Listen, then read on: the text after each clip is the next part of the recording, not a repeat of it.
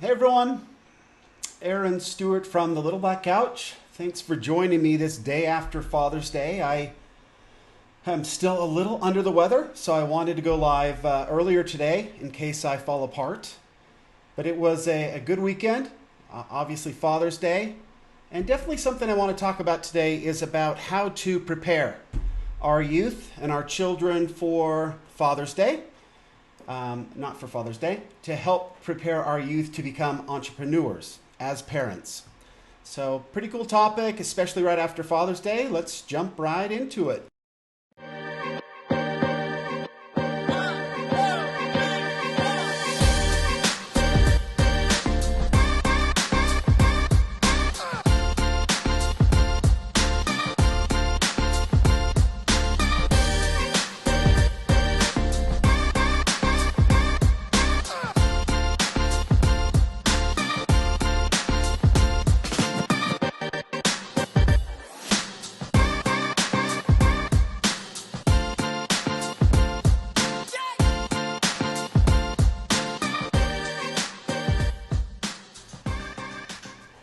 Thank you. Thanks for joining back in with me live today on Monday, the day after Father's Day, it's a great weekend. I always enjoy that. There's very little that I find more enjoyable and rewarding than being a dad, being a father to little people.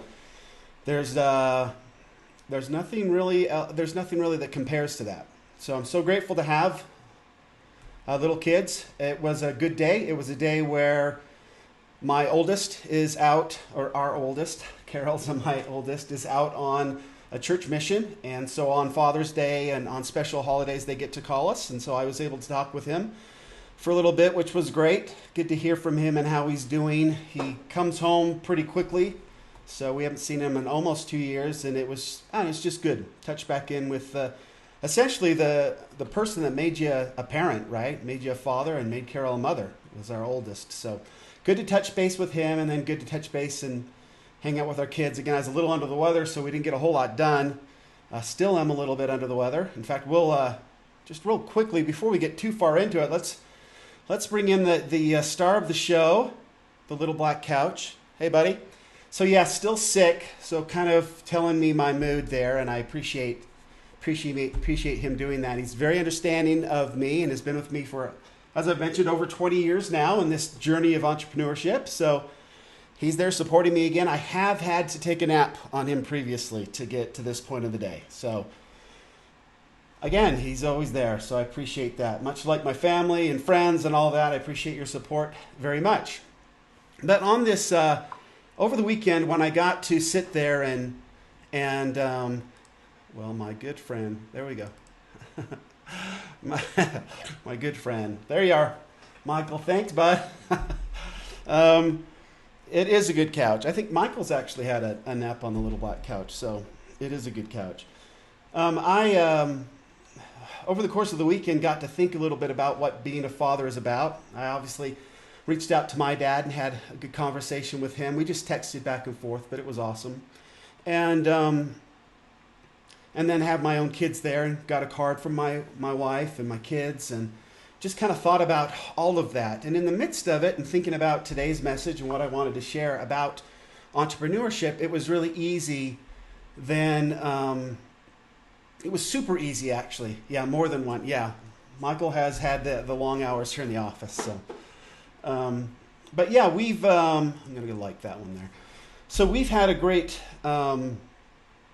week in that way. And as I started to think about what we could do differently for our kids as entrepreneurs and preparing, again, I feel very strongly that everybody should be an entrepreneur, that there are so many great lessons to learn as an entrepreneur that why not would you want your children to grow up and have their own business? There's just so much learning that has to occur when you're doing your own thing. And why wouldn't you want your kids to learn everything they possibly can in this life? And so entrepreneurship is a great way to do that. On top of that, I think that there's really good ways to do that, and there's some really bad ways to do that. And unfortunately, I have experienced both. And this kind of all came up. Yesterday was the US Open in golf, which is one of the four majors in golf. It's kind of a big deal. And the player who actually won the tournament's name's Gary Woodland. And he has, for a number of reasons, become one of my favorite players just because of the way he treats. Earlier this year, he was a defending champion at the Waste Management Open. And as the champion, they do different things to sort of advertise and market the tournament, obviously. But they had him play one hole. It's kind of the signature special hole at the Waste Management Open. It's a hole 16. It's a par 3. It has, you've probably seen it. It's like the craziest hole in golf is what they call it, the biggest party in golf. It's got stadium seats all the way around it. It's super loud. It's quite different from the rest of the golf world. But anyway, they had him play with this special Olympian. She has Down syndrome. Her name's Amy. Her last name starts with B, but I can't bring it up. Beckerstrom or something like that. But anyway, he played this hole with her, and she ended up parring the hole. And she hit the sand trap, hit it out, made the putt. And he was just so gracious and kind and wonderful to her. And I have an aunt who's Down syndrome, who's passed on. May she rest in peace. But so that's just always been kind of a special thing to me, and that's probably why I have a lot of why I follow players and enjoy players on the PGA Tour really has to do more with their outside life as it is to what they do on the golf course. And Gary Woodland is definitely one of those. He won the US Open. We're happy for him, but really that's probably the third coolest thing he did this year, right? He found out earlier this year that his wife's expecting twins, identical twin girls. And he's already got one little boy, and so that's probably the coolest thing that's happened to them this year. Then I think that this playing this hole with this Amy was probably the second coolest thing. It was the most viral video on the PGA Tour ever because it was just so cool. And then to win the US Open. But when they were interviewing him, they asked him something, and it kind of triggered something to me about how we raise our children and how we get them to do and how we get them to grow into what they need to grow into and not necessarily what we want them to grow into. I think that's kind of the big thing. But he talked about how he learned golf, and he went out and he and his friends would just try to hit the driver, which is the club that hits it the furthest. They would just try to hit it as far as they possibly could, just far as they possibly could. And then they learned golf from there. Okay. And when we teach our kids to golf, some really believe in that. I believe in that you let a kid go and have fun and let them just enjoy it and try to figure it out themselves and not try to put too many limitations on them. So they get to have this passion for golf and love to hit the golf ball and chase it. And in entrepreneurship, I think it's very similar. My oldest son, Canyon, the one I spoke to over the weekend, who's a missionary right now, when he started playing golf, I knew more than he did. I felt like I needed to show him how to do stuff. And essentially, I killed that poor kid's spirit for golf. He lost it. He got so tired of me trying to fix things and have him do different things that golf wasn't very fun for him anymore. That's probably not good to have my fan on. Apologize.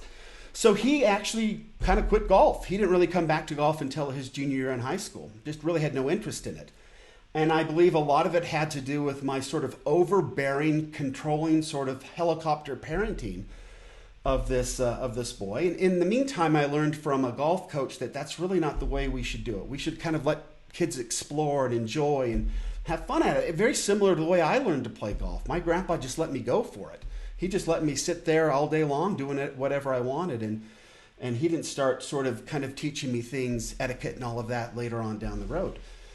Well, with my two younger kids, they have learned to play golf that way. Just go out, have fun, let them drive the golf cart, hit balls wherever they want, build a sand castle and a sand trap. Just go have fun with it. And they, yesterday as we were sitting there and we were talking and stuff, they asked if we could go play golf this week together. And I thought, oh, what a difference, to have two of your kids love and be passionate about. I love to play golf, but I approached it completely differently. And I just let them have fun with it, and now they asked me to go play with them. And that's a very different situation.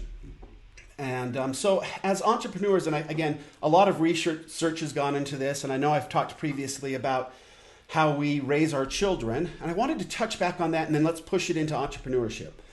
So when we work with our kids, and we want them to become better at anything, we've discussed how they learn to walk. Right? And any little effort they make, we applaud. We urge them on. We support them. we do all of this, and they learn to walk in this very fun atmosphere because every little bit of effort is celebrated. And then somewhere along the line, we as parents and actually as society, we get to a point where if you don't accomplish anything, you don't get any compliments. So if your room isn't clean, you're not going to hear anything from me. If you don't get an A, you're not going to hear anything from me. And we get sort of whacked out and messed up as parents. We raised them a certain way, right? When they started with really nothing, and we raised them up and helped them and nurtured them through really noticing and celebrating all of their effort. And then at some point we cut it off and say, okay, now you really have to earn, my compliments. And that is, you have got to accomplish something, or I'm going to withhold my compliments. I'm going to withhold my, I would hate to say love, but we withhold celebrating every little effort. I don't know where that comes from. Somewhere we as humans have developed into these creatures where the outcome is the only thing we celebrate. And I think that that's why we have so many problems on this earth. You've got so many people who have, hey Steve, thanks for joining us. You have so many people on this earth that have accomplished what we believe is incredible, right? You've got Hollywood stars and people that have performed well in music and this, and then we hear about drug problems and suicides and all this stuff, and we think to ourselves, why are they so miserable? They've achieved something. Well, the problem is getting to some place when you haven't enjoyed the journey and you get to this place and you realize, uh-oh, the happiness isn't here and I thought it would be. That's a pretty depressing place to live, right? So setting a goal and then telling yourself you're not going to be happy through the whole process until you achieve this is really a horrible way to live. And it's not the way we grow up living. We grew up living with being encouraged for every little bit of effort we put forth. And now we're asked to, not celebrate anything until we accomplish something and they hand you some sort of a gold trophy, and then you can celebrate. So I worry about that as a parent. And I think that with the younger two in golf and in their lives, we've done a much better job of just celebrating who they are in any little effort. So I think that it's made a huge difference for them. Then as I start to wonder about, when I think about entrepreneurship now, and what I really love about of the research that I've been doing and been involved in, obviously through the dissertation phase, we learned that education helps people increase their entrepreneurial perception. And then what we do with that perception becomes important. So with our children, we need to make sure that we are increasing their entrepreneurial perception. And part of that perception needs to be the creative part of it. So I would say to all of us parents, let your children have their passions, flame those passions, whatever they like to do. It doesn't matter if it's drawing, it doesn't matter if they like to fix things, it doesn't matter if they love to play an instrument, whatever it is, encourage them. Every little effort they put forth, just let them know how impressed you are with their effort, and then watch them grow. The business side of it we can apply later, much like learning golf. If you can learn to hit it far, we can then bring it in later and teach you how to hit it straight as well. In entrepreneurship, learn to let your creativity flow. Teach your children to look and find problems and ask them how they would solve those problems. I love science fairs when we ask our kids to think of different problems and how to solve them. If you have something at work that you're struggling with, go home and ask your family, what do you think I should do about this? These are the things that I'm facing. What should I do with it? Definitely with social media and stuff, ask your kids questions. I'm amazed at how much my kids know how to do. When I'll see something that I think is cool, I'll say, how do you think they're doing this? And my kids will know that fast exactly what some piece of software, something that they're doing in order to make that happen online. So just bring them in. Let these kids explore, let their imaginations run wild, and just foster that. Let that grow. The business side of it, we can apply that boring aspect to it later. As far as the sales side of it and the cash flow side of it and the taxes and everything else that comes, we can worry about all that But that would be my one thing, is just allow them to be whoever they are, find their passions, and we'll figure out how to make it a business later. And that's what I really enjoy about the online world. That's what I really enjoy about some of the things that we're learning in these different coaching programs I'm in, is that any passion we have, we can figure out a way to turn that into a business. And the business side of it is not the hard part. It's really about the imagination, the creativity, being able to see problems and try to put forth solutions that may be unique, maybe see a different way of doing it, something that's more efficient, but always thinking and creating and trying to change the world through whatever experience and whatever wisdom and whatever thing you've had over your life. And if we do that, then our kids will be much better off going forward. So that is the message for today. Let your kids run wild. Let them be exactly who they want to be. Foster that passion. Definitely celebrate their effort. Celebrate your own effort. And that's how we become better entrepreneurs, and entrepreneurs change the world. All right, Aaron Stewart, feeling a little ill.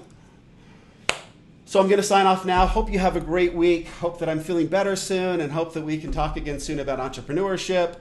A lot of good stuff coming up this week. I had a good weekend, a lot of time to think.